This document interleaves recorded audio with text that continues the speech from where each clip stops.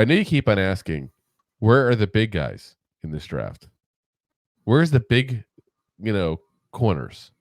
Well, guess what, guys? Let's bring on one of the smallest ones there is. Great segue.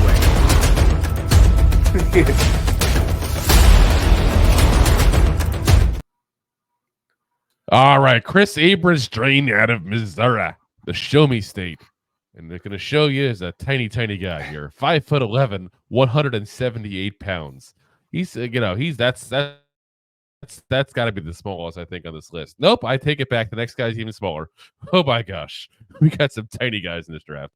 23 years old. Played at Auburn. 22 years old. Played at, like I said, Missouri. Last year, 22, I should say. 12 games, 48 tackles, 14 passes defended there. That's a good amount of deflections there. 14, I'll take that in 12 games. It's a pretty good high rate there. 23, 13 games, 58 tackles, 2.5 tackles for loss, 4 interceptions, 13 passes deflected, 1 forced fumble, an 85.8 PFF grade. Guys, that's 27 passes deflected in 25 games. Need I remind you that Missouri faces some pretty damn tough competition on pretty much a weekly basis. They have definitely pretty much, one of the tougher schedules.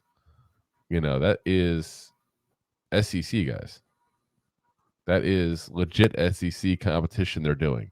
And if you look at some of the guys they faced last year, besides SEC, they also faced Ohio State last year. Like, this is as uncakewalk a schedule as you possibly get. So, yeah. I'll take an 85.8 PFF grade and averaging over 1 passes deflected per game, because that's pretty damn good. Here's a guy that has some slot experience last year, 72 snaps at slot, 664 on the outside.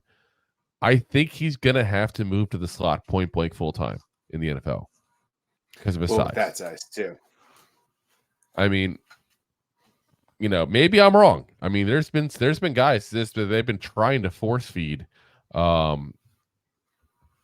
into the outside spot where they're that tiny, and to me it doesn't work. You got a smaller guy like that. Like Emmanuel Forbes is the classic example last year. You and I talked about him coming into the NFL. We said probably second round pick, probably have to move into the slot because of his size. They kept trying to force him outside, I felt like, and I just don't know. I just didn't see a lot of good out of him on the outside there. I think he's got to go inside when you're that tiny. Unfortunately, that is what it is. It's like trying to put a point guard at the center position. It just doesn't work. Like there's natural sizes to see these things. You don't fit the size. You have to go in. You get one of these big receivers. Like, can you imagine them playing the Seahawks? Oh, yeah. Think about that. I mean, DJ Metcalf's got 40 pounds on him. Yeah, like Metcalf looks like a linebacker. Even Lockett's not the smallest guy in the world at that point. Actually, he's a little tinier. But still, you're talking, he's going to have some trouble with some of these guys. Very fast, though. Very patient. He's flexible. He's got a very fast back pedal as well. His cons on him: size, bad tackler, and just not very helpful in the run game. Again, 178 pounds. You probably won't tackle well, and you probably won't help much in the run game. I really think this is a guy, like I said, you put in the slot. He can play man or zone. He's done both. He's better in the zone coverage at that point. And I think you put him in the zone coverage at a slot receiver spot, and you just see what you got. He's probably a guy that's going to go 3 or 4. But I think if you put him in the right spot, this could be like a shutdown slot corner kind of guy. He's got that kind of cover skills. Anytime you do that good in the SEC and get that many passes deflected, I'm going to come in to impress with the draft with you. Yeah, like you're doing something right. Exactly that. So, all righty. let's get into an even smaller guy.